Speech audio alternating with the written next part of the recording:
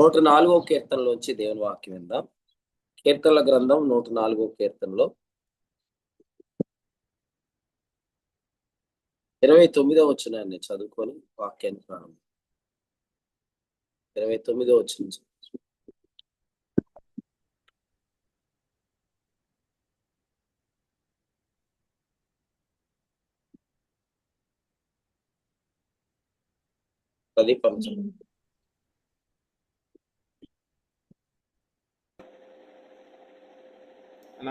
నీవు ముఖము మరుగు చేసుకొనగా అవి కలతపడును.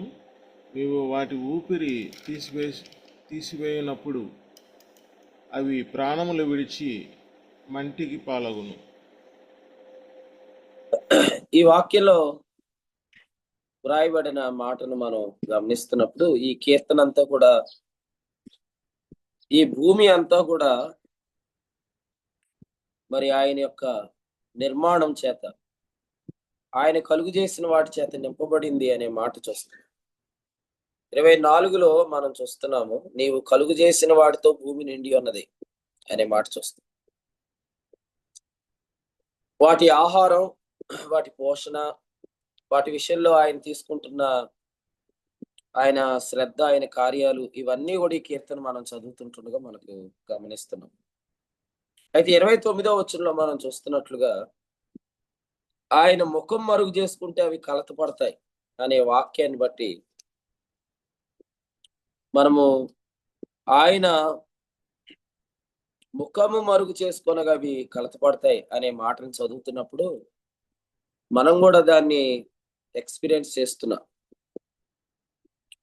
ఆయన ముఖము మరుగు చేసుకుంటే మనము కలత పడతాం. ఎందుకంటే మనం కూడా ఆయన నిర్మాణమే.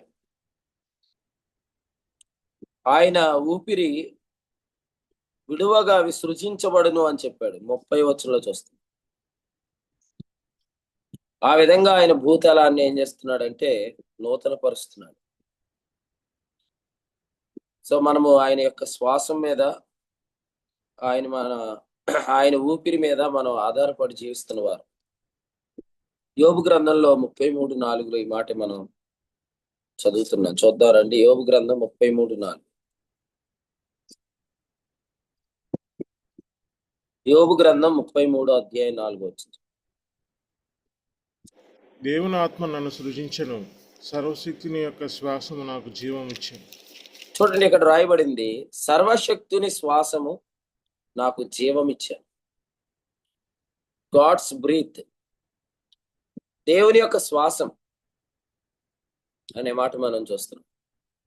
అందరూ వీడియోలు ఆన్ చేయండి. రిక్వెస్ట్ చేయని వాళ్ళు అందరూ కూడా వీడియోస్ ఆన్ చేసుకోండి. ఆయన శ్వాసము జీవం ఇస్తుంది అనే మాట మనం చూస్తున్నాం. మరి ఆయన శ్వాసం ఎక్కడుంది అనేది మనం గమనిస్తే తిమోతికి రాసిన 2వ పత్రికలో చెప్పాడు. చూడండి, తిమోతికి రాసిన 2వ పత్రిక 3వ అధ్యాయం 16వ వచనాన్ని చదువు. తిమోతికి రాసిన 2వ పత్రిక 3:16.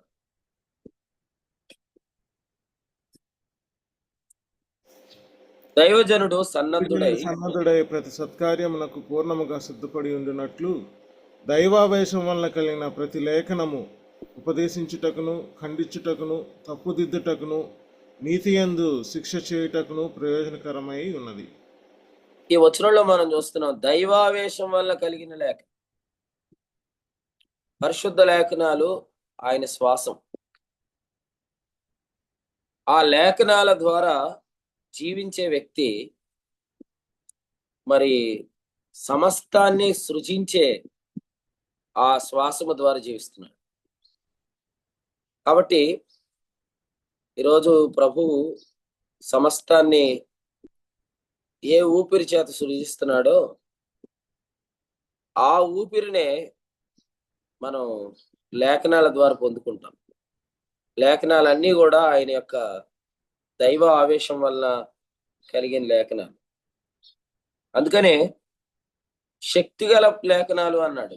చూడండి, 14-15 వచనాల్లో శక్తిగల లేఖనాలు. ఎందుకంటే ఇది సర్వశక్తుని శ్వాసం కాబట్టి.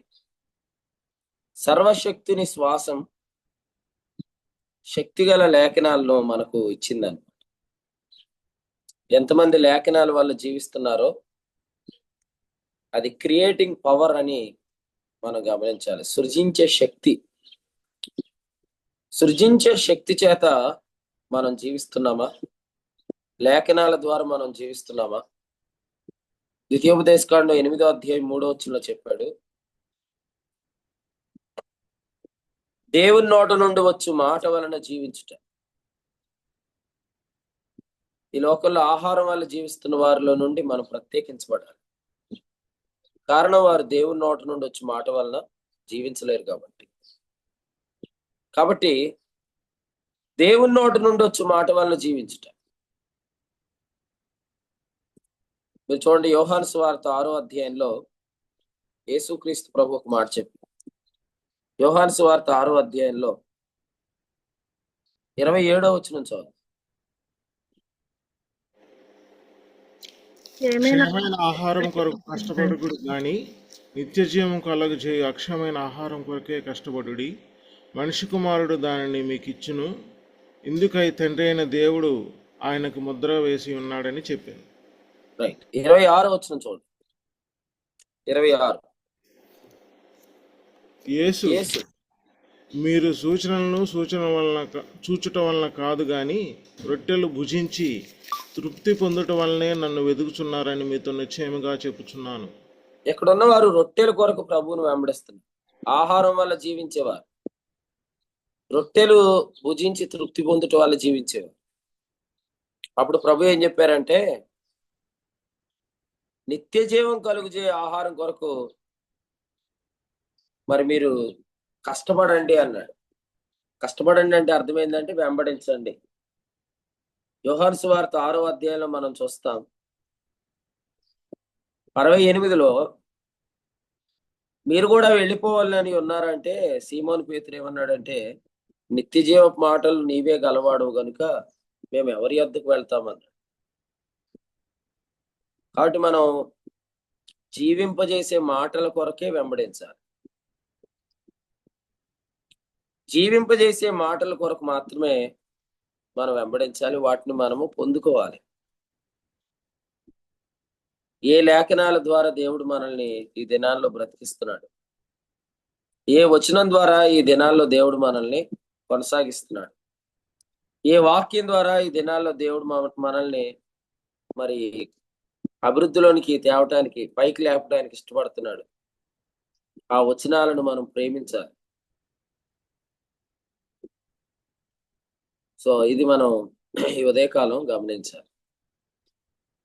శక్తిగల లేఖనాలు, మరి సర్వశక్తిని శ్వాసం, ఆ జీవం కోసం మనం ప్రభువుని వెంబడించాలి.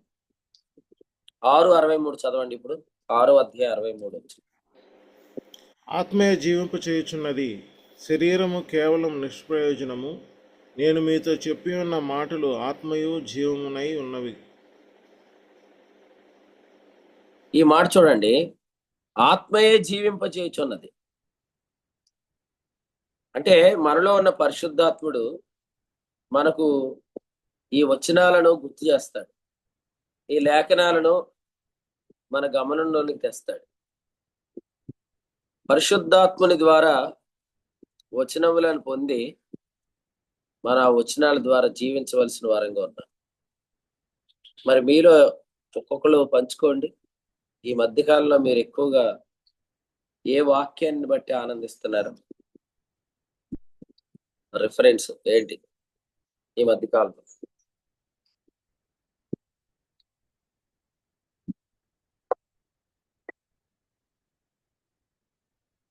కొలస్సి 3:9-10 అబద్ధం ఆడద్దన్న దానికి ప్రభుత్వం అబద్ధం మా జీవితంలో జరగట్లేదు అని సంతోషిస్తాం. ఇంకా ఏ వచనం గుర్తొస్తే మీకు ఆనందం కలుగుతుంది? ఈ మధ్యలో ప్రభు ఆత్మ మీకు ఏ వచనం గుర్తు చేస్తున్నాడు?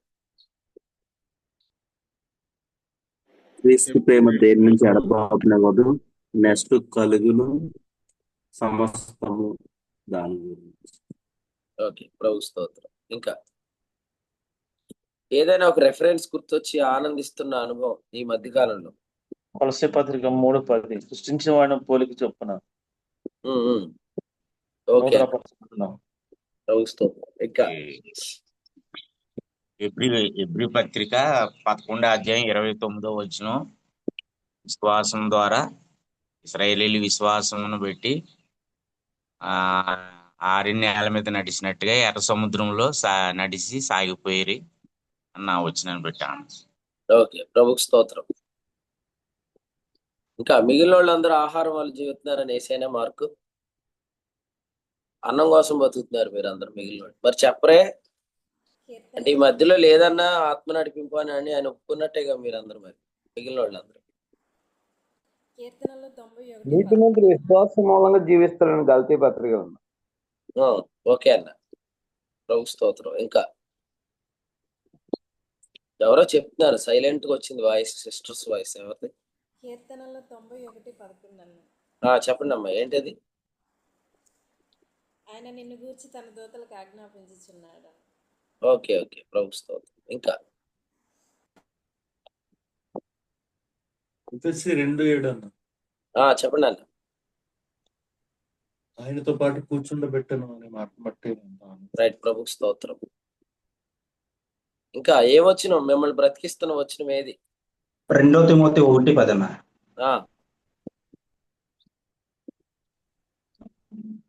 చెప్పండి ఏంటా వచనం? ఆయన మరణం నిరర్థకం చేసి జీవన క్షేత్రం స్వార్థాలను వెలుగులోని తెచ్చాడు. Very good. ఇంకా చెప్పండి అన్న. మత్తయి సువార్త 6:32 అన్న. పరలోకపు తండ్రికి తెలియను. ఓకే ప్రభు స్తోత్రం. రైట్. ఇంకా ఏ వచనం ద్వారా బ్రతుకుతున్నారు మిగిలిన వాళ్ళు? 3:24 అన్న. చెప్పండి అన్న. ఉచితం. నంబర్ 1 ఉచితంగా ఉచితం అనే పదం ద్వారా బ్రతుకుతున్నారు. హెబ్రీ 3:1 అమ్మా చెప్పండి.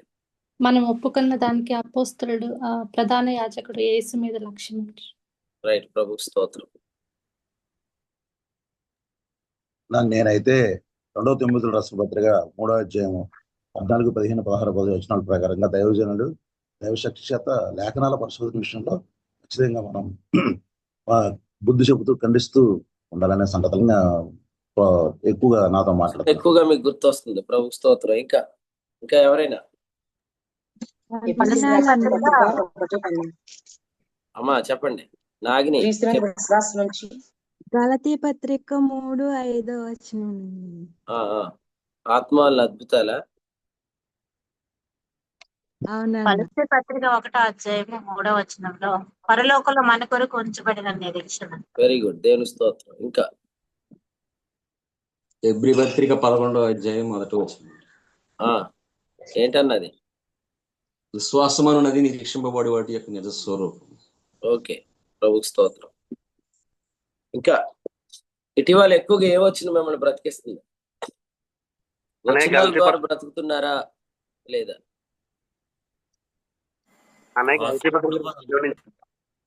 అన్నా చెప్పు చచ్చిపోవాలన్నా. గలతీ 2:20 నుంచి అన్న. ఓకే ప్రభు స్తోత్రం. ఆయన జీవిస్తున్నారు, నేను నా శరీరం జీవిస్తున్న జీవితం నాది కాదు, ఆయన ఆయన జీవిస్తున్నాడు.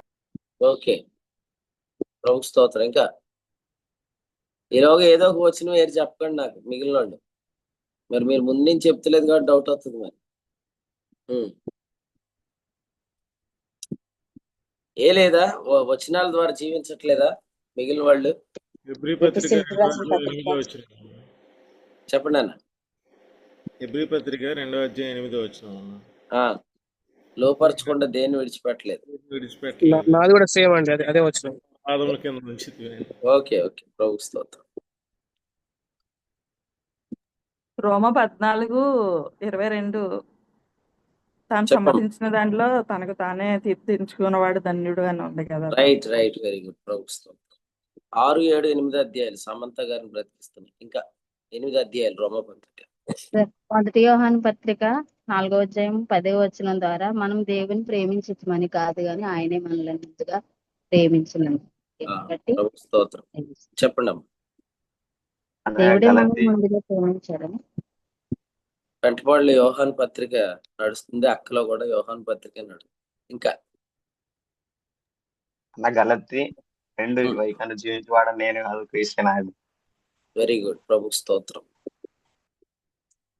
మంచిదండి, మీరందరూ చెప్పినందుకు. మీరందరూ జీవిస్తున్నారని నేను నమ్మి స్తుతిస్తున్నాను. జీవానికి శక్తి ఉంది. హెబ్రీ 7:16 చెప్పాడు, నాశనము లేని జీవం, నాశనము లేని జీవానికి ఉన్న శక్తి అని చెప్పాడు. ఆ శక్తి ద్వారా మనం నియంత్రించబడాలి. కారణం ఏంటంటే,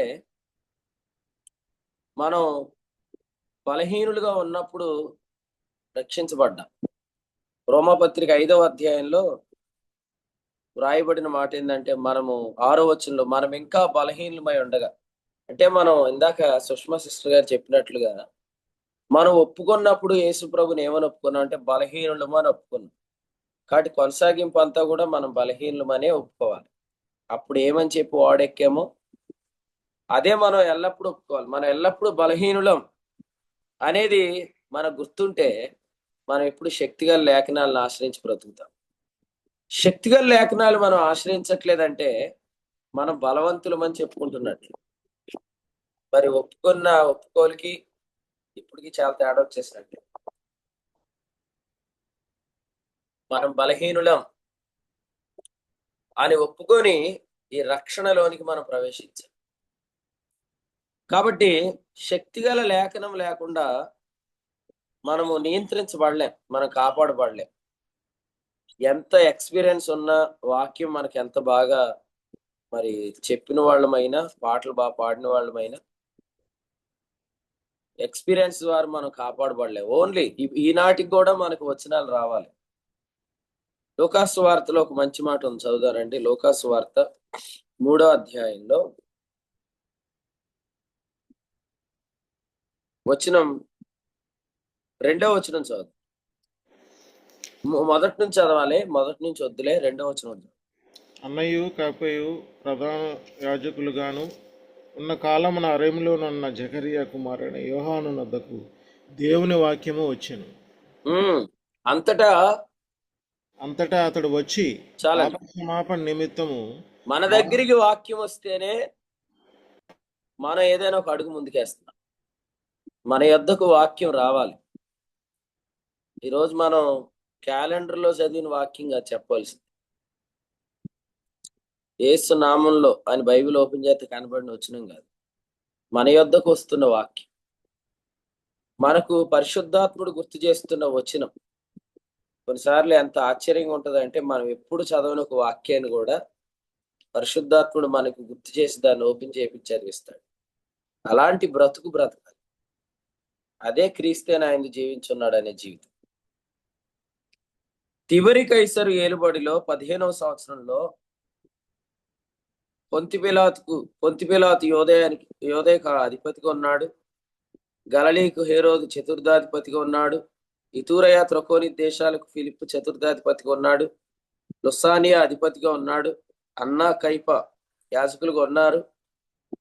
వాళ్ళందరి సీట్లు ఒకటైతే దేవుని వాక్యము అరణ్యంలో ఉన్న జకరియా యొద్దకు వచ్చింది. జకరియా కుమారుడైన యోహాను యొద్దకు వచ్చింది. అంటే ఆలోచన చేయండి, సింహాసనాల మీద ఎవరు కూర్చున్నారు అనేది కాదు, ప్రియ ప్రభు ఎవరి యొద్దకు వాక్యం పంపిస్తున్నాడు వాళ్లే ఆయన దృష్టిలో సింహాసనం మీద ఉన్నట్టు. ఎందుకంటే జీవం గలవారమై ఏం చేస్తామని చెప్పాడు? Rain in life. 5వ అధ్యాయం రోమా పత్రికలో 17వ వచనంలో చెప్పాడు, జీవం గలవారు ఏలుతారు అని చెప్పాడు. సో జీవించటమే ఏలటం. ఈరోజు భారతదేశాన్ని పరిపాలిస్తున్న చాలా మంది అధికారులు ఉన్నారు. కానీ ఈ భారతదేశాన్ని వాక్యం దేవుడు ఎవరి యొద్దకు తెస్తున్నాడో వారి ద్వారా పరిపాలిస్తున్నాడు. అందుచేత మనం అందరం కూడా జీవించడం మీద మనసు పెట్టాలి. మన ఆంధ్రప్రదేశ్ రాష్ట్రంలో పరిస్థితులు ఎవరి మీద ఆధారపడి ఉంటాయి? నీ మీద ఆధారపడి ఉంటాయి, మన ముఖ్యమంత్రి మీద కాదు. నువ్వు జీవించి ఏలుతుంటే ఒక అదృశ్యమైన సింహాసనం నీది. అందుకనే అన్నాడు, దృశ్యమైనవి అదృశ్యమైనవి, సింహాసనములైన ప్రభుత్వాలైన. కాబట్టి భవిష్యత్తు మన మీద ఆధారపడి ఉంది, కాదంటారా? ఇప్పుడు యేసు ప్రభు వస్తే ఎత్తబడ్డాం అనుకోండి, ఇప్పుడు అధికారంలో ఎవరున్నారు ఆంధ్రప్రదేశ్లో? ఆయన మీద ఆధారపడి ఏముండదు కాలం. మనం వెళ్ళిపోతే రక్షణ దినం వెళ్ళి ఉగ్రత దినం స్టార్ట్ అయింది. అంటే మనల్ని బట్టి దేవుడు ఇదంతా జరిగిస్తున్నాడు అని మనం నమ్మితే, మరి మీరు సింహాసనం మీద కూర్చున్నారని కదా. కాబట్టి ఏ రోజు మీరు జీవించట్లేదా, ఆ రోజు మీరు మీ పరిపాలన చేయట్లేదని అర్థం. ట్రంప్ గారికి 70 సంవత్సరాల పైనే ఉన్నాయి. ఆయన 4 గంటలు నిద్రపోతాడు. ఆయన గురించి చెప్తున్నారు. అలాగే మన ముఖ్యమంత్రుల గురించి కూడా అలాగే చెప్తున్నారు. అంటే వాళ్ళు మనం కంటికి కనబడుతున్న అధికారులు, హేరోదు, అలాగే ఫిలిప్పు, లుసానియా కదండి, వీళ్ళందరూ ఎవరు? మన కంటికి కనబడుతున్న అధికారులు. వీరు సింహాసనాల మీద కూర్చొని వర్కౌట్ చేస్తున్నారు. కానీ నీవు రాజువు కదా, మరి ఈ వాక్యం వింటూ నువ్వు రాజువు కదా, నువ్వు జీవించకపోతే నీవు నీ పరిపాలన చేయట్లేదని అర్థం. జీవించాలంటే వాక్యం మన యొద్దకు రావాలి. వాక్యం మన యొద్దకు వస్తుంది రాదా? వాక్యం మన యొద్దకు వచ్చి మనం లేపి కూర్చోబెట్టి బైబిల్ చదవమని చెప్తుంది. వాక్యం మన యొద్దకు వచ్చి లేచి కూర్చొని కాసేపు ఆ వాక్యాన్ని ధ్యానించమని చెప్తుంది. అందుకనే మొదటి కీర్తనలో చెప్పాడు, వాక్యములో ఆనందించడం అని చెప్పాడు. Meditating the word of God, దేవుని వాక్యాన్ని ధ్యానించడంలో ఆనందించడం. ఈ ఆనందం మీకు దొరికిందా? వాక్యాన్ని ధ్యానించడంలో ఆనందం. ప్రసంగాలు ప్రిపేర్ అవటంలో కాదు ఆనందం. ప్రసంగాలు ప్రిపేర్ అవటంలో ఆనందం కాదు. 7 సంగతులు, 3 సంగతులు, 5 సంగతులు ఏరుకోవటంలో కదా ఆనందం. వాక్యం చదువుతుంటుండగా ఒక వచనము ద్వారా దేవుడు మనలను దర్శించటం, ఆ వచనాన్ని ఆయన మనకు హైలైట్ చేయటం, ఆ వచనం మనకు సారిసారిగా గుర్తు రావటం, దాన్ని మనం మెడిటేట్ చేయటం. Do you have this experience? మనకి ఈ ఎక్స్పీరియన్స్ ఉండాలి. ఎందుకంటే మనం అందరం రాజులం కనుక. జకరియా అంటే అర్థం ఏంటి?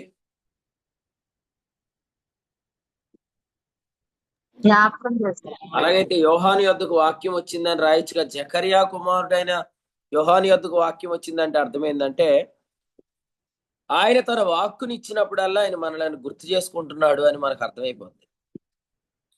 ఆయన మనకు వాక్యం ఇచ్చినప్పుడల్లా ఆయన మనల్ని గుర్తు చేసుకుంటున్నాడు. అసలు లో ఫీలింగ్ ఎందుకు వస్తుంది? అందరూ మమ్మల్ని మర్చిపోతున్నారు. ఫోన్ చేసిన ప్రతిసారి అందరికి చెప్పుకుంటారు, ఏమని, ఎరా మర్చిపోయావా, ఏమ్మా గుర్తున్నానా అని అంటాం.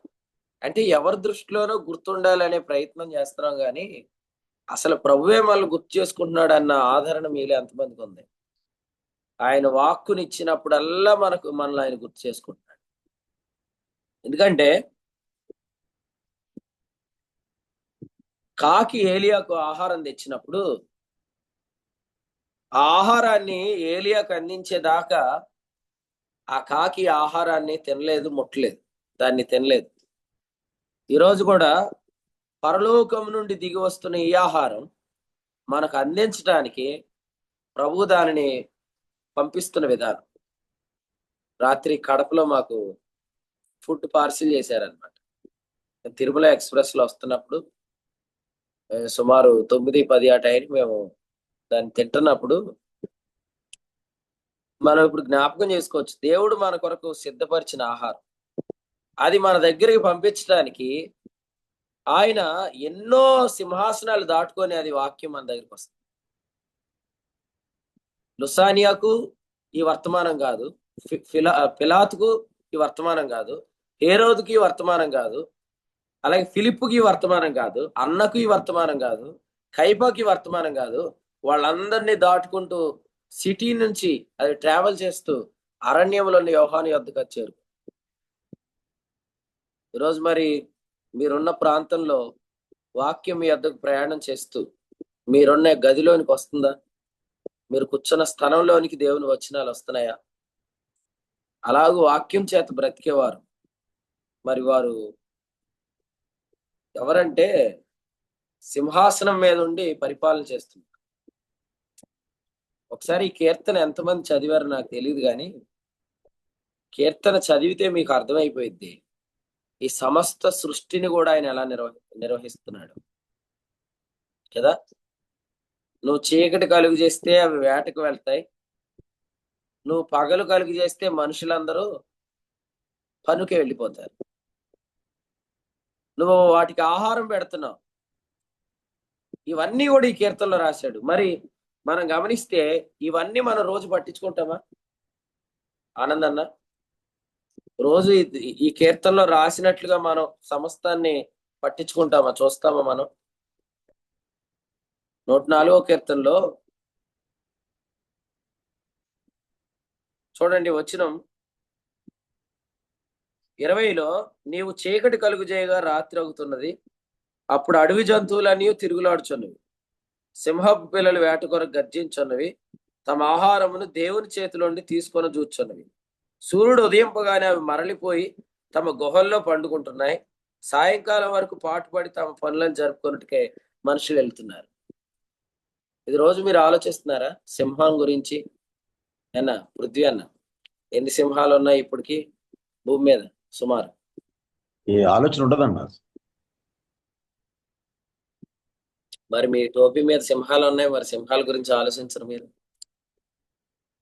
చూసారా, మీరెవరు పులుల గురించి ఆలోచించట్లే, మీరెవరు పక్షుల గురించి ఆలోచించట్లే. ప్రస్తుతానికి మరి మీరు చెప్పండి,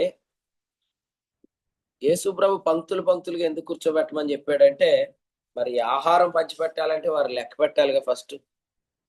అలాగైతే ఈ రోజుకి ఎన్ని కాకులు ఉన్నాయో దేవునికి తెలుసు. ఈరోజు మరి కాకులు మళ్ళీ ఏంటంటే కూడా చూసుకోవాలి కదా. మెనూ అందరూ ఒకటే తినరు, ఎవరికి పెట్టాల్సిన మెనూ వాళ్ళకి పెట్టాలి. కాకులు ఎన్ని ఉన్నాయి చూడాలి, సింహాలు ఎన్ని ఉన్నాయి చూడాలి, పులులు ఎన్ని ఉన్నాయి చూడాలి. సముద్రంలో మళ్ళీ ఎన్నో జీవరాశులు ఉన్నాయి.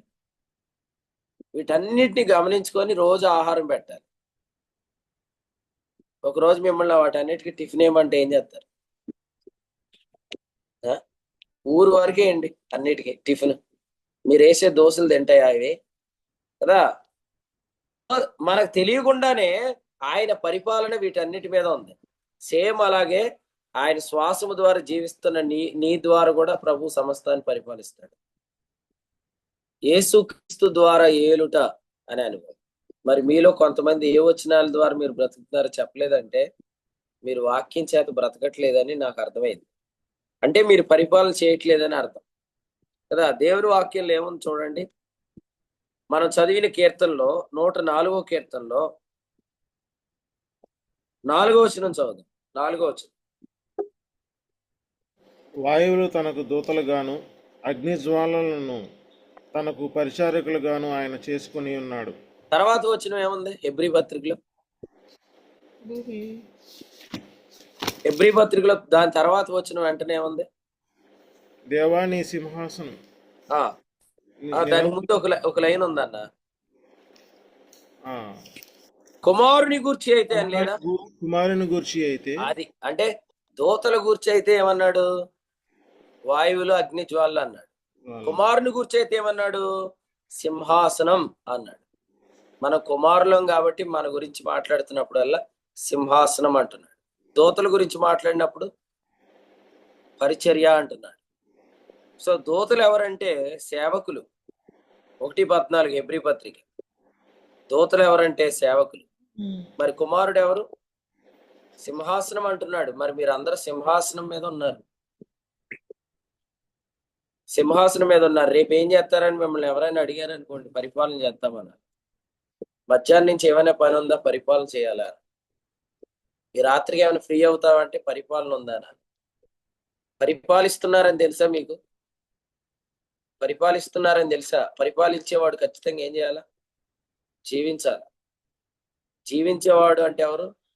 వాక్యం చేత బ్రతికేవాడు కదా. భువన ఒక పాట పాడింది. ఏం పాట? ఈ పాట రికార్డ్ చేసుకున్నాను. వ్యూను ఖచ్చితంగా నేను చేసినట్టే పాడు. అద్భుతంగా. నన్ను ఒక వేడుక, నన్ను ఒక సూచన కానీ పాడింది కదా. నిజంగా మనం ఈ లోకానికి వేడుకగానే ఉంటాం. మనం చూసేవాళ్ళు అందరూ కూడా వేడుకగానే చూస్తారని. వాక్యం ద్వారా జీవిస్తే, వచనాల ద్వారా బ్రతికితే. ఎందుకంటే సమస్తాన్ని పరిపాలిస్తున్నాం కాబట్టి. మధుజోయాలన్న, నువ్వేమైనా పరిపాలన చేస్తున్నావా?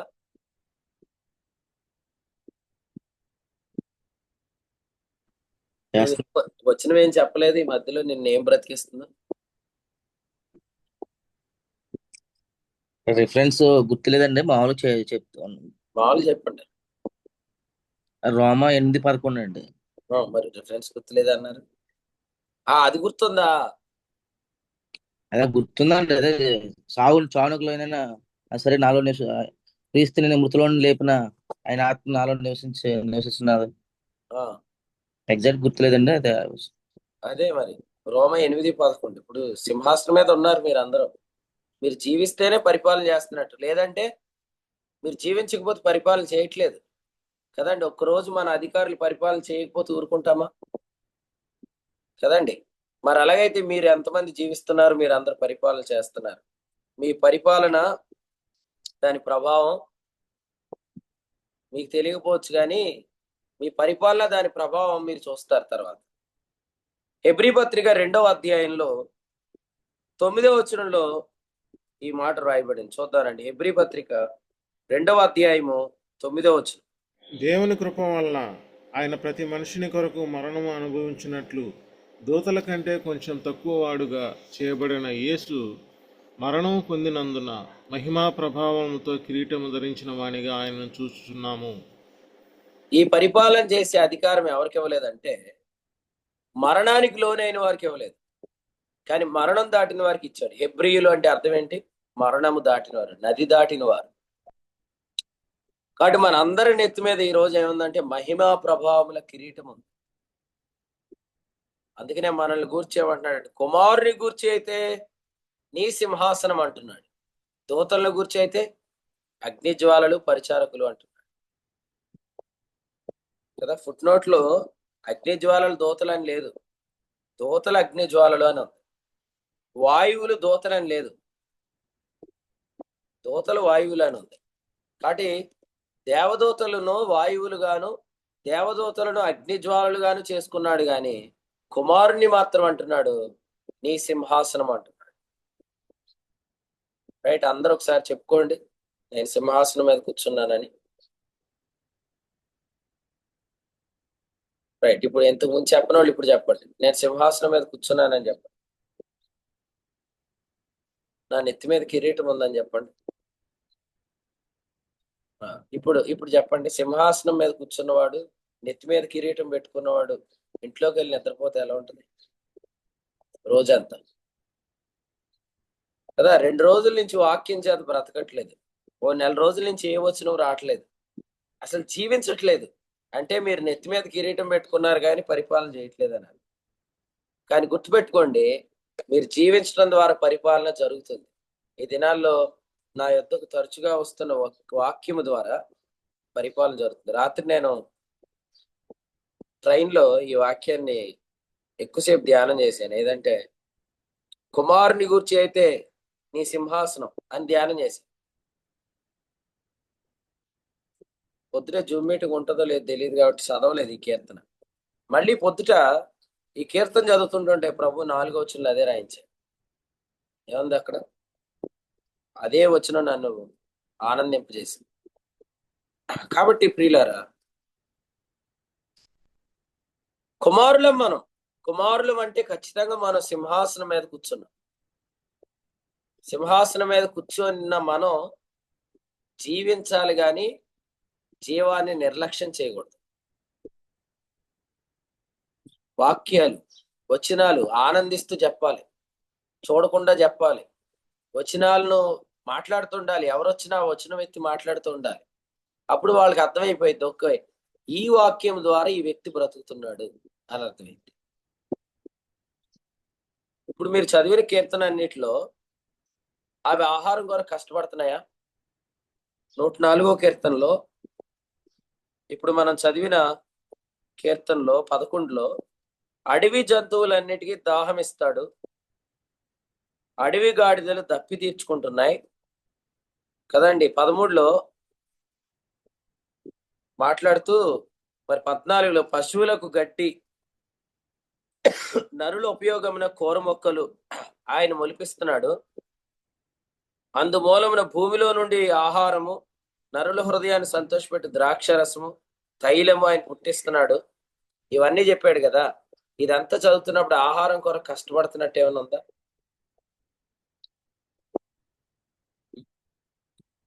వీడియోలు ఆఫ్ చేసేసేసి డ్యూటీ టైం అయిపోతుందని మీరు చేసేంత ఓవర్ యాక్షన్ అవి చేస్తాయా? చెయ్యవు కదా, చెయ్యవు. అవి చాలా ప్రశాంతంగా ఉంటుంది. అందుకని ఒక్కోసారి ఆకాశ పక్షులు చూడమన్నాడు. చూడండి. అమ్మోయ్ మీరు అంత బిజీ అయిపోయారు, మాకు జూమ్ లో మిమ్మల్ని చూస్తానే కుదురుతలేదండి, నీకు పక్షులు నేను చూస్తాం అంటున్నారు. పక్షులు చూడండి, ఎందుకంటే అవి విత్తవు, కోయవు, కొట్లలో కూర్చుకొనవు అన్నాడు. కాబట్టి మనం వీటిని అబ్జర్వ్ చేస్తే మన లైఫ్ స్టైల్ కూడా అట్లా మారిపోవాలి. మనం దేవుని నోట నుండి వచ్చి మాట వల్ల జీవిస్తున్నాం అనే లైఫ్ స్టైల్లోకి వస్తే మన కొరకైన సమస్తము టేబుల్ మీదకి తెచ్చిపెట్టి నువ్వు తిను అని దేవదూతలు మనకు చెప్తున్నట్టు ఉండాలి. దేవదూతలు మనకు టిఫిన్ ఏమన్నా చేసి పెడతారా అండి అంటే మరి పెట్టారు కదా. ఏలియాకు ఆహారం పెట్టింది ఎవరు?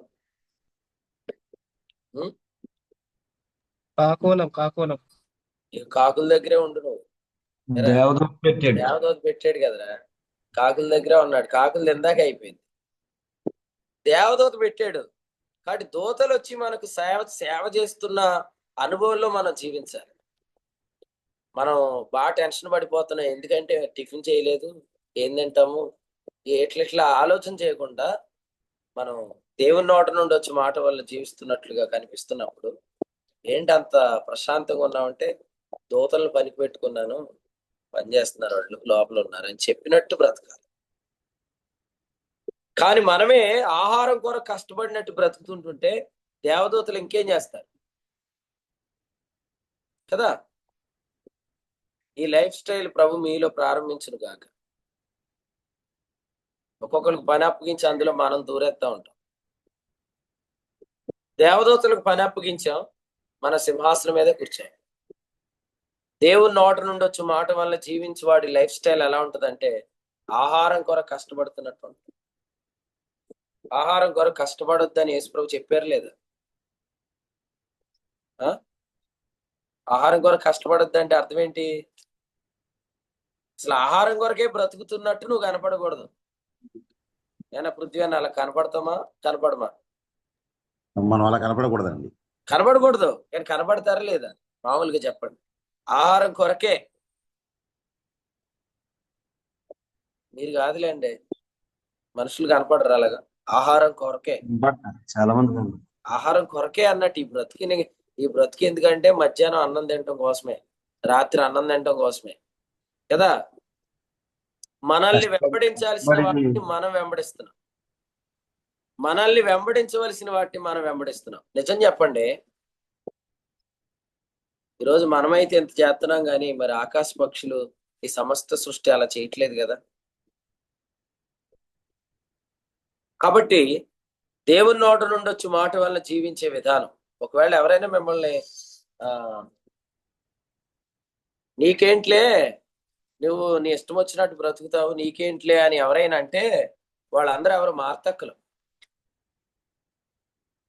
మార్తక్కులు అలాగే మాట్లాడతారు. ఏమంటారు? నీకేంటమ్మా అంటారు. అప్పుడు మనం ఏమనాలి? నువ్వు పని పెట్టుకొని చేత తొందరపడుతున్నావు, అవసరమైనది ఒక్కటే. ప్రభు రెండు అనలేదు కదా, ఏమన్నాడు? అవసరమైనది ఒక్కటే కదండి. బైబిల్ చదువుకోవడానికి కూడా కొంతమంది భయపడతారు. ఎందుకు? ఇంకెప్పుడు ఆ బైబిల్ దగ్గరే ఉంటావు, నువ్వు ఏం చేయమంటారని. నో నో నో, అట్లా అనుకోకండి. Enjoy the word of God. దేవుని వాక్యాన్ని ఎంజాయ్ చేయండి. నిజం చెప్పమంటారా? మిమ్మును బట్టి ఆహారం ఇంట్లోకి వస్తుంది, మిమ్మును బట్టే సమస్తం దేవుడు తీసుకొని వస్తాడు. మార్తకి ఎంత ఓవరాక్షన్ చేసింది, కానీ బేతనియ అంటే అర్థం ఏంటి? పేదల ఇల్లు. కానీ ఆ పేదల ఇంటిని దేవుడు మరి యోహాను సువార్త 12వ అధ్యాయంలో 300 దేనారముల మిక్కిలి విలువ గల అచ్చ జటామాంసి అత్తరు సేరున్నారు ఎత్తు తీసుకొని మరి అత్తరు బుడ్డి పగలగొట్టేంతగా ఆశీర్వదించాడు. ఎవరిని బట్టి వస్తుంది? ఆయన పాదాలను ఏమన్నాడు చెప్పండి లవోదికే సంఘంతో? అపరంజి. ఎస్, ఆయన పాదములు బంగారం అని చెప్పాడు కదా. నువ్వు దరిద్రుడివి అన్నాడు, కానీ నువ్వు ధనవంతుడు కావాలంటే ఏం చేయాలన్నాడు? నువ్వు బంగారం కొనుక్కోండి. ఛాలెంజ్ విసురుతున్నాను నేను. ఈ రోజు నుంచి డేట్ పెట్టుకోండి, ఆయన పాదాల దగ్గర గడపండి, దేవుడు మిమ్మల్ని ధనవంతులుగా చేస్తాడు. ఎలా చేస్తాడంటే రోజు ధనం కొరకు కష్టపడుతున్నవాడు మనల్ని చేరుకోలేనంతగా చేస్తాడు. యెహోవా ఆశీర్వాదము లేదా ఆయన ఇచ్చే ఆదాయము కష్టం వల్ల వచ్చేదానికి లింక్ అవ్వదు అసలు. ఒక చిన్న రొట్టెను ఎత్తుకొని కృతజ్ఞతాస్తుతులు చెల్లించి ఆశీర్వదించి ఆయన విరిచి పంచిపెట్టినప్పుడు అది మిగిలింది. కాబట్టి బంగారం కొనుక్కో, నేను నిన్ను ధనవంతుడిగా చేస్తానన్నాడు. ఆ బంగారం ఏంటంటే ప్రకటన గ్రంథం 1వ అధ్యాయంలో చెప్పాడు, కొలిమిలో పుటం వేసిన మెరయుచున్న అపరంజి వంటి ఆయన పాదాలు. ఆయన పాదముల యొద్ద కూర్చుండి మార్తల లాంటి వాళ్ళు మాటలు వినకుండా తొందరపడకుండా ఆయన సన్నిధాన వర్తనలో ఉండండి. కొరింథీయులకు రాసిన 1వ పత్రిక 7వ అధ్యాయం 35వ వచనం ప్రకారం తొందరపడద్దు, ఎందుకంటే వాళ్ళు దరిద్రులు అయిపోతారు. కానీ మనం ఎప్పుడు ధనవంతులుగానే ప్రభుత్వం. వచనాల ద్వారా జీవించేవారు, వాక్యం ద్వారా జీవించేవారు, ఆ వాక్యంలో ఉన్న జీవం ద్వారా కొనసాగేవారు, ఆహారం కొరకు కష్టపడుతున్నట్లుగా బ్రతికే వారి కంటే ధనవంతులుగా ప్రభు చేస్తారు.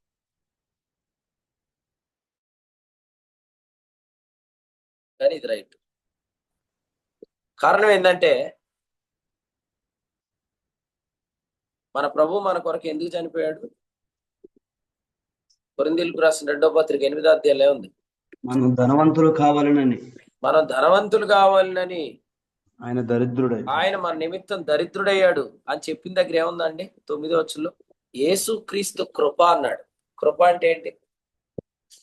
క్రియల మూలమైనది కాదు, క్రియల మూలము కానిది కృప. కృపచేత ధనవంతులు అవుతాం అనేది అండర్లైన్ చేసుకొని కృపచేత ధనవంతుడు అవుతారు, కృపచేత ధనవంతుడు అవుతారు, కృపచేత ధనవంతుడు అవుతాను. ఎవరైనా ధనవంతులు అవుతాము అనేది మీకు ఇష్టం లేకపోతే మీరు అవ్వకండి, నేను అవుతాను. కానీ రేపొద్దున మీరు డబ్బుల కొరకే ఏడవబడతారు, కానీ డబ్బులు నన్ను వెంబడిస్తాయి. అది విశ్వాస జీవితం. ధనం అవసరమా కాదు? మనకి చాలా అవసరం కదా, చాలా అవసరం. కానీ ₹1 కూడా నన్ను కంట్రోల్ చేయదు. అది రాజు అంటే రాజరికం. ధనం మనకు అవసరం, కానీ మనం ధనం చేత నిర్వహించబడం. వాడు ధనవంతుడు. లవోదిక సంఘంలో డబ్బులు లేవేంటి, కానీ దరిద్రుడు అన్నాడు. ఎందుకు? వాళ్ళందరూ డబ్బుల చేత నిర్వహించబడతారు. కానీ నువ్వు నా బంగారం కొనుక్కుంటే నేను నిన్ను ధనవంతుడిగా చేస్తానని చెప్పి ఆయన ధనవంతుడిగా చేస్తే, లూకాసు వార్త 18లో ధనవంతుడు వ్యసనపడ్డాడు, లూకాసు వార్త 19లో ధనవంతుడు సంతోషించాడు. సంతోషించే ధనవంతుడుగా మనం ఉంటాం కదా. ప్రభుకు స్తోత్రం. కొంతమంది కోడిగుడ్డు తినరు, ఏం చేస్తారు? ఈరోజు మీటింగ్లు పెడుతున్నాడు కదా మా జాకబ్ మాయ. మేము చిన్నప్పుడు అందరం కూర్చొని భోజనం చేసేవాళ్ళం అనమాట. మా మావయ్య కదా, మా మావయ్య చుట్టూ కూర్చొని భోజనం చేసేవాడు. ముందే కోడిగుడ్డు ఏం చేసేవాడు అంటే అన్నంలో దాచేసేవాడు అనమాట. దాచేసి నా దగ్గర, హెప్సిబా దగ్గర, కుమారి దగ్గర అడిగి, ఒరే నా గుడ్డ లేదురా నాకు, మీరు పెట్టండి అంటే మేము పెట్టేవాడు. మా అయిపోయిన తర్వాత తీసేవాడు అన్నంలోంచి బయటికి. అలా కొంతమంది ఆ బ్యాంకుల్లో దాచేసేసి దాన్ని వాడదామన్నప్పుడల్లా వద్దులే అయిపోతాయి అని చచ్చిపోతున్నారు లాస్ట్లో. మన ఆధారవంతులం కాదు, మనం వాడే కొద్దీ ఇంకా వస్తానే ఉంటాయి, ఊరతానే ఉంటాయి. మరి ఊరెడి నీటి బొగ్గ అన్నాడు కదా, నా ఎద్దుకు వచ్చిన వాడికి ఎన్నాడు దప్పికొనడు, ఆ వానిలో ఊరెడి నీటి బొగ్గ అన్నాడు కదా, అదన్నమాట. కొంతమంది అంటారు తెలివి లేనోడిలాగా నిల్వ ఉంచుకోకుండా అన్ని వాడేస్తూనే వింటారు. మరి వాడితేనే వస్తాయి. వాడుతూనే ఉంటాం, వస్తూనే ఉంటాయి, వాడుతూనే ఉంటాం, వస్తూనే ఉంటాయి. కొంతమంది ఏమో దాస్తూనే ఉంటారు, వాడుకోరు. మనల్ని చూసి అయ్యి బాబాయ్ కారు కొనేసుకున్నాడు, కారులో తిరిగేస్తున్నాడు అని బాధపడుతూనే ఉంటారు. వాళ్ళు అలాగే బాధపడాలి, మనం ఇలాగే ఎంజాయ్ చేయాలి. కానీ ప్రభు వాళ్ళని ధనవంతులుగా చేశాడు. ప్రభు ఇచ్చిన ధనం వేరు, మనకు ఆహారం కొరకు కష్టపడటం వల్ల వచ్చే జీవిత విధానం వేరు, దేవుని నోటి నుండి వచ్చే మాట వల్ల జీవించడమే జీవిత విధానం వేరు. ఇది సింహాసనం మీద ఉండి పరిపాలన చేయడం. సో ప్రభు ఈ అనుభవం మన జీవితాల్లో దయచేశాడు. నేను ఇలా చెప్పానని తొందరపాటు మీరు ఎవరు కారు కొనొద్దు, అలా చేయి చూసి మునిగిపోతారు. అది మీరు దేవుని నోటి నుండి వచ్చే మాట వల్ల జీవిస్తేనే చేయండి, అలాగ చేయగలుగుతారు. అంతేగాని ఇలాగ అన్నందుకు అయితే నేను కొని చూపిస్తాను అని అనుకోవద్దు, మునిగిపోతారు. రోజు దానికి ఆయిల్ వేయడం ఎందుకులే అని ఆపారనుకోండి, ఇంజిన్ పోతుంది. రోజు వేస్తే డబ్బులు అయిపోతాయి, ఇబ్బంది పడతారు. అలాగ చేయి చూడొద్దు. ప్రభు నోటి నుండి వచ్చి మాట వల్ల జీవించే వ్యక్తిని ప్రభు ధనవంతుడిగా చేస్తాడు. ఏమాత్రం డౌట్ లేదు, ప్రభు ఇక్కడ ఉన్న చాలా మందిని ధనవంతులుగా చేస్తాడు. ఎందుకు చేస్తాడంటే ఆయన నోటి నుండి వచ్చి మాట వల్ల మనం బ్రతుకుతున్నాం కాబట్టి. సో పాత నిబంధనలో అబ్రహాము మరి ధనవంతుడు, క్రొత్త నిబంధనలో ఆధ్యాత్మిక ధనమే మన ఆశీర్వాదం అని చాలా మంది చెప్తారు. ఆధ్యాత్మిక ధనము, శారీరక ధనము అనే వచనాలు ఏం లేవు. అబ్రహాము పాత నిబంధనలో ఉన్నాడని అసలు మీకెవరు చెప్పారు?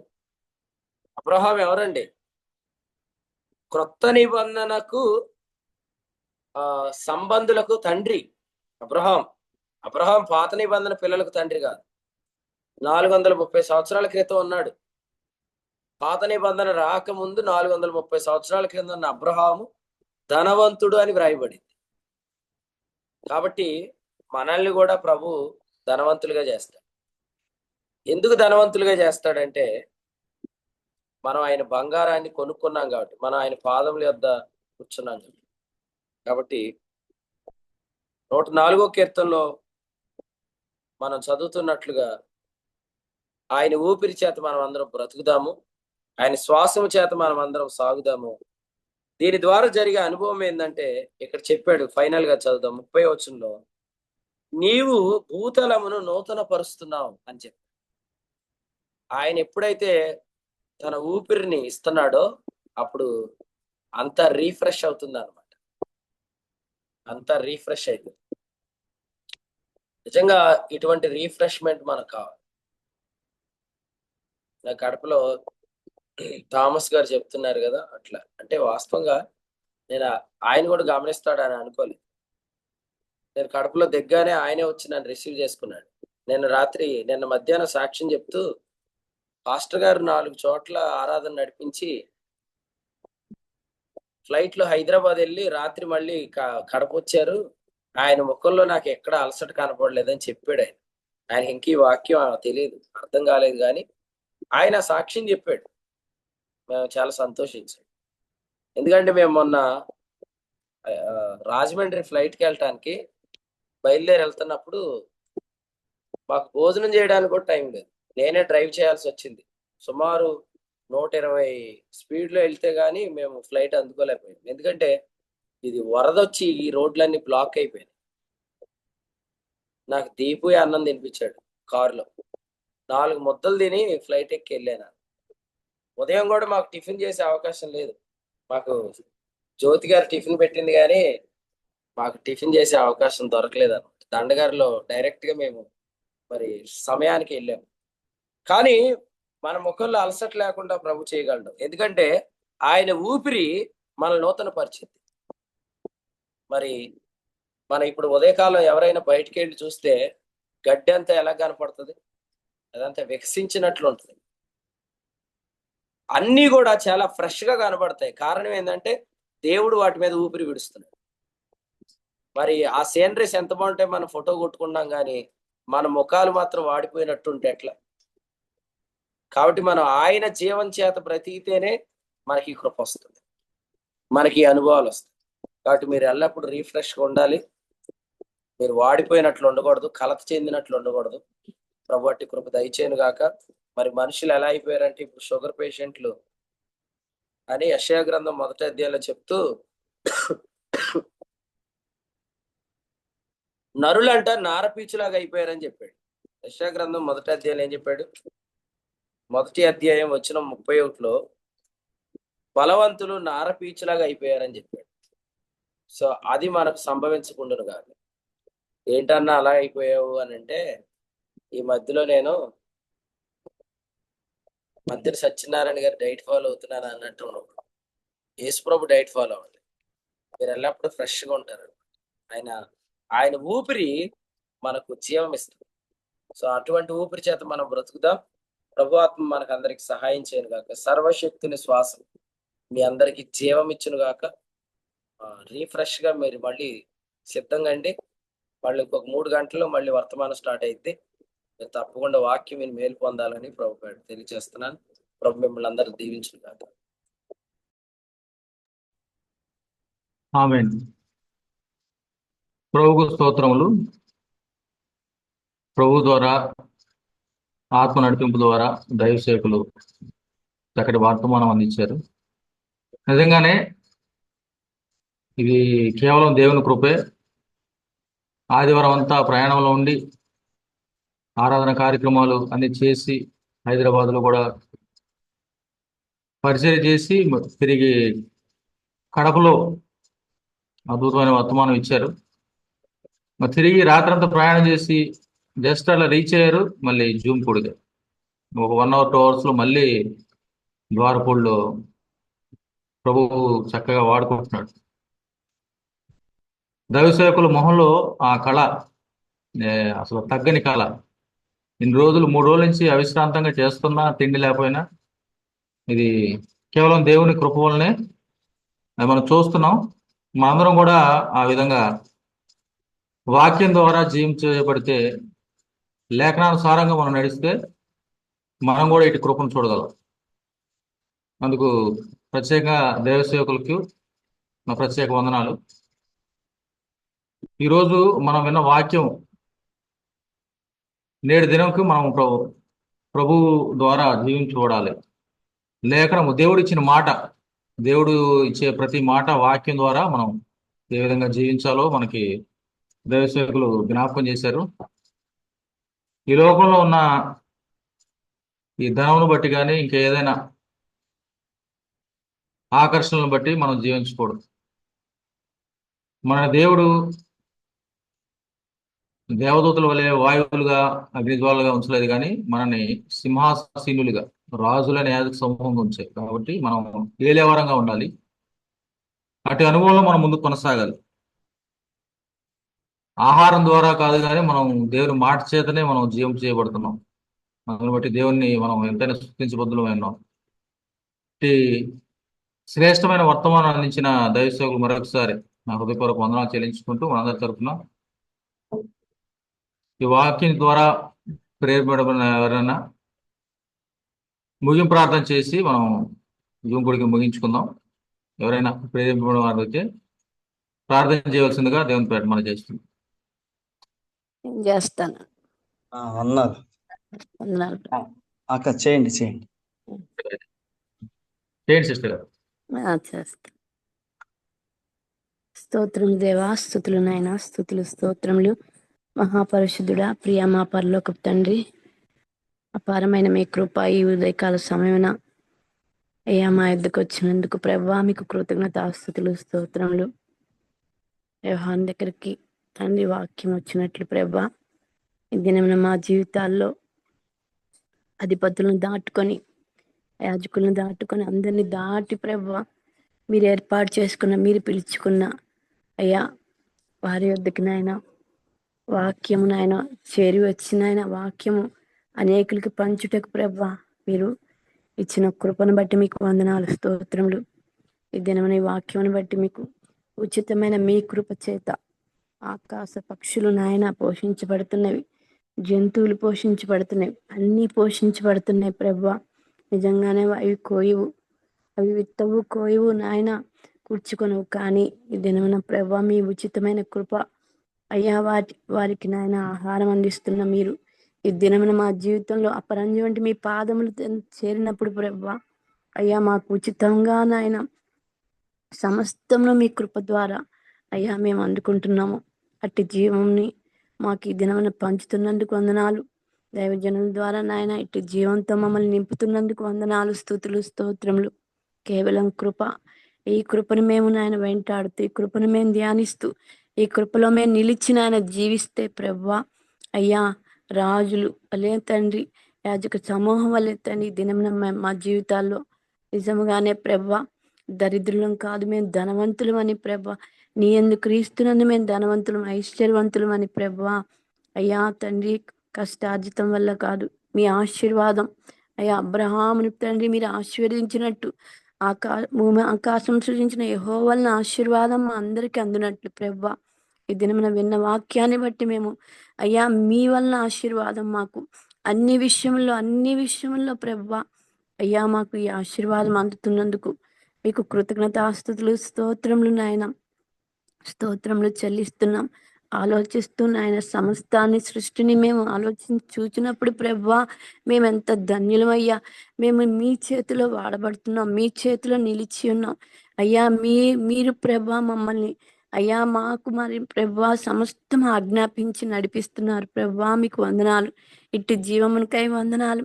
ఇట్టి జీవంలో మేము నిలిచి ప్రభువా, మా ఇట్టి జీవం మమ్మల్ని ప్రభువా ఎంత దూరమైనా నడిపించగలదనే నమ్మకంలో మమ్మల్ని స్థిరపరుస్తున్నందుకు ప్రభువా, ఇటు జీవాన్ని హత్తుకొని ఆనుకొని ప్రభువా, ఇటు జీవంలో ప్రభువా మాకు ప్రవేశం ఇచ్చిన గొప్ప దేవుడు నాయన, మీకు కృతజ్ఞతాస్తుతులు, స్తోత్రములు.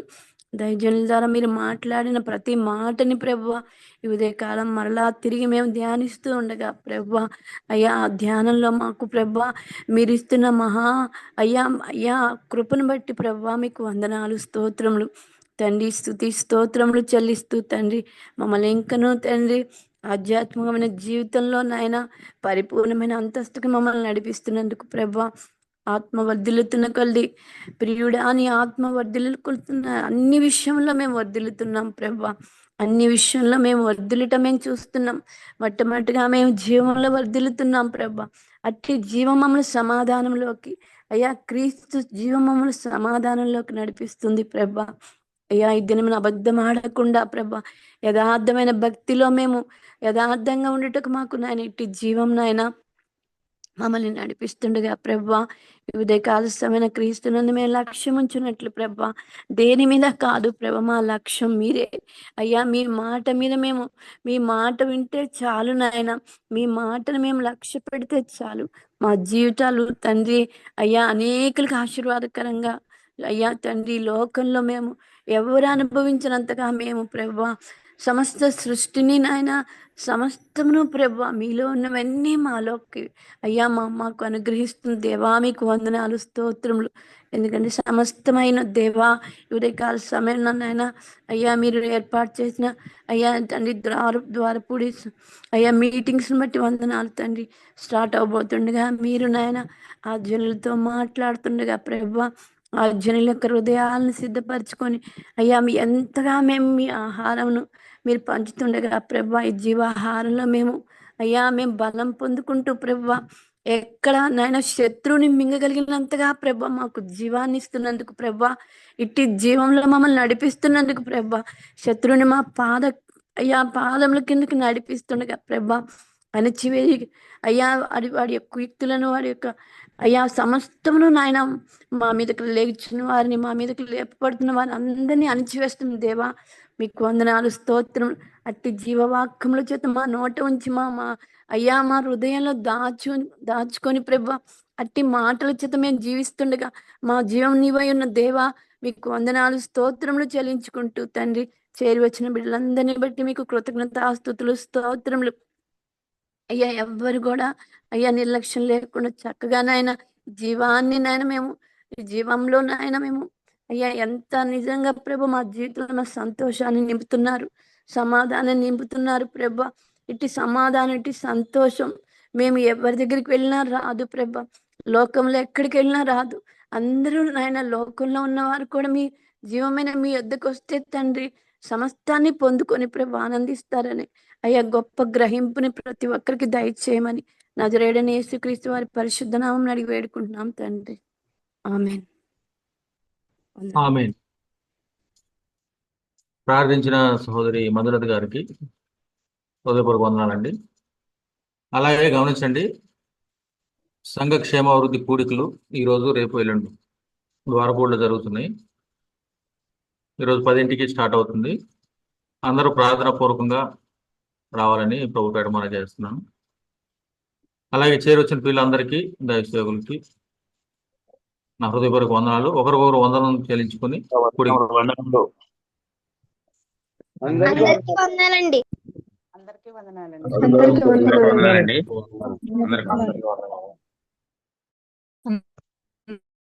అందరికీ వందనాలండి.